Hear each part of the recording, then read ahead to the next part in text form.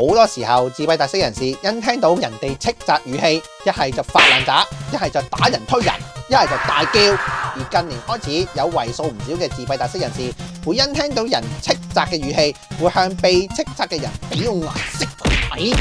令到佢知道被斥責嘅人嘅行為令佢出現聲音敏感問題。點解上述因素會引起聲音敏感問題，而聲音敏感問題會影響自閉特色人士嘅情緒同埋行為問題呢？就係因為部分自閉人士咧，對於人哋嘅語氣咧，係理解係有缺陷嘅，同埋聲音過敏嘅。尤其咧喺智障自閉特色人士就會更加明顯啦。當中咧亦都會涉及一